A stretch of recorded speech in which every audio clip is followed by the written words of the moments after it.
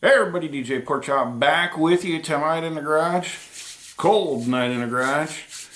Just got done doing the video on FAQ number 3, long awaited video. I figured while the camera's working, while the lights are up, I might as well do the next video in the series. One of the questions in my FAQs that I often get asked, it's one of the questions that I get asked, not generally about spinal cord stimulator, is did you try medical marijuana or just marijuana in general, recreational or medical, prior to you getting the stimulator or after, and did it work? I briefly went into detail a little bit in FAQ number 3. I'll throw a little link here. And the answer is, the issue with my back started whenever I was in my earlier teens. I smoked marijuana in my later teens, into my mid-20s.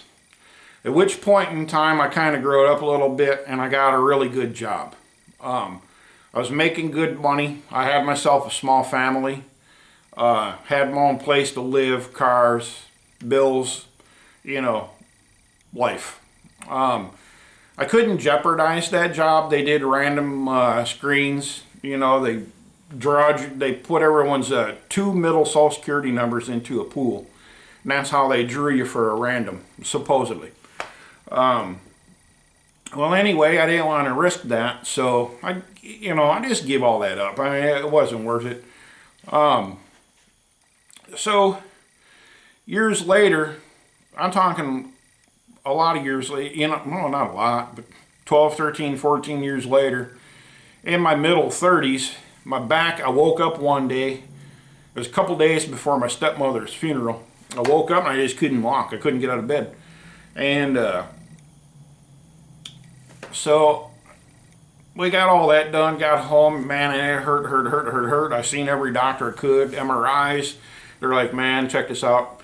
We went over everything. My back was trashed. It just finally just come to light, man. It was in really bad shape. So anyway, getting back on the subject here. Marijuana. If I do it again, I'll give it a try. It didn't do nothing. It really didn't do nothing. It made me feel good. It made the arthritis in my hands not hurt. My knees didn't really hurt. Overall, made my mood a lot better. I slept like a baby. Everything it's supposed to do, it did, but my back was so bad it didn't make my back feel any better. Well, then people come along and they're like, well, you didn't try the right strain. You didn't do this. You didn't. I was in the ball game long enough. I know what to look for and I know what to do and I know what to try. Just saying, just throwing that out there. But I did. It didn't work. Now, do I use it now? Well, first off, I use no pain meds. My back still hurts and I use no pain meds. I've had an 05S1 fusion in August of 18, and I got my permanent implant for SCS, the Spinal Cord Stimulator, in March, I think it was, of 18. I don't use any pain meds to this day. Pardon me, it's like 40 degrees in here. My hands are really chilly. I should have my heater going, but I don't. Saving fuel. But I just don't take pain meds and they don't work. And I'm going to explain that in the next video, which I'm going to cut right after this one while everything's still working. I just don't take them. But some of the people ask me, okay, first off, let me tell you, I live in a great state of Illinois, right? Move. I can hear everyone out. Move while you can. They're taxing people on moving out of this state. Anyway, that's another video for another day. But anyway, we have, anybody who's seen videos on my channel knows that I appreciate the Second Amendment. I appreciate guns. I own guns. Therefore, I do not use marijuana medically. I do not use marijuana recreationally. I don't use edibles. I don't use wax, anything of the such. I don't use none of that. There's a reason for that. In Illinois, we have a card that's called an FOID card. It's a Firearm Owner's Identification Card, which is a bunch of bull. But nonetheless, we have to have one. I think we're like only one of 1, 2, 3 states that gotta have one. So if I have a medical card, medical marijuana card, when my FOID card expires, there's another part to that too. When my FOID card expires and I have an active medical marijuana card, I am not going to be able to get my FOID card renewed. They can tell you all they want, but they're not going to renew an FOID card. And people going to scream and, oh, you're crazy, you're a conspiracy theorist. The state would never do that to you. Yes, they would, and I'm going to tell you why. Because when you go to purchase a firearm, there's a little question on 4473 that says, are you addicted to any kind of drugs? Marijuana, I don't care if it's legal in your state for medical or recreation. It is still federally illegal. Federally. And that little thing, your state must meet or exceed federal laws. Usually, I'm not a freaking lawyer. I don't understand how that crap works. I could be wrong. I stand corrected if I am. But you check no, in my humblest of opinion, you just lied on a federal form to purchase a firearm. And I pretty much don't want to be you when that happens. If you check yes, you're not getting a transfer. You're not getting that gun transferred to you. They're not going to sell it to you. So you see where I'm headed to with that? Now people say, well, you'd rather be in pain and own a gun? Well, I can't protect my family with a nug, or a piece of shatter, or a piece of taffy. Can I?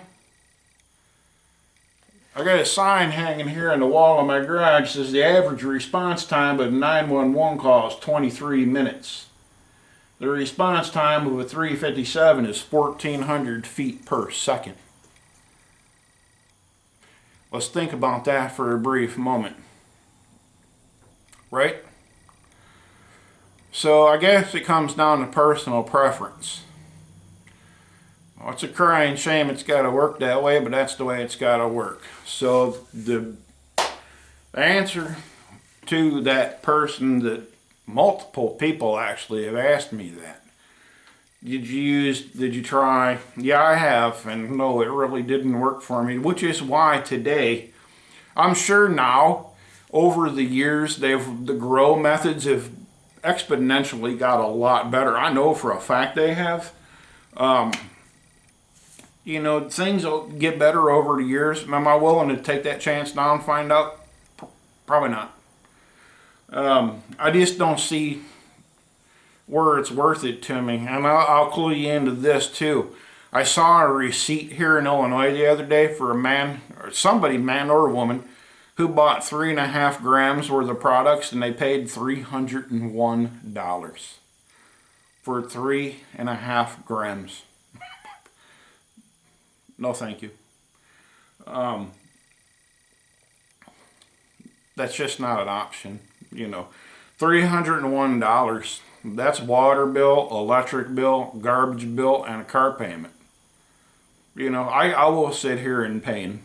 You know, I'll go lay down for a little bit. Whatever, I'll go hit the recliner for a little while. That's the way it is. So even if you take my firearms out of the equation, the money that the state charges, that still trumps the pain part of it. And then people will say, well, go see the man down the street. No. I've never been arrested a day in my life, and I'm not about to start to now. So that's where I stand on the whole medical marijuana. If it works for you, that's 100% fantastic. If you don't have a medical card and you just by grace got to use it recreational and it works for you, talk about it below. Don't be shy. Let's talk about it. If that's the worst thing in life you do is use that substance and it makes you feel better, trust me, buddy, you're going to get no judgment out of me. None whatsoever. None. I hope nobody judges me for my opinion on it. If you don't use it, I'm all for that. And if your opinion is of those who do are a wasteoid, then I respect your opinion. But please, if you do feel that way, respect ours that actually feel as though that could be of use to people and it makes them feel better. Let's all respect each other's opinion on that matter. You know what I'm saying? That's, you know. So anyway, with that, that's my whole take on that subject and why I personally can't use it, why I choose not to. With that, I'm going to go ahead and get out of here, and I'm going to hit this last video for the evening, and I'm going to be done. We'll catch y'all later. I appreciate every single one of y'all tuning in, and we'll catch you next time around. Take care of each other.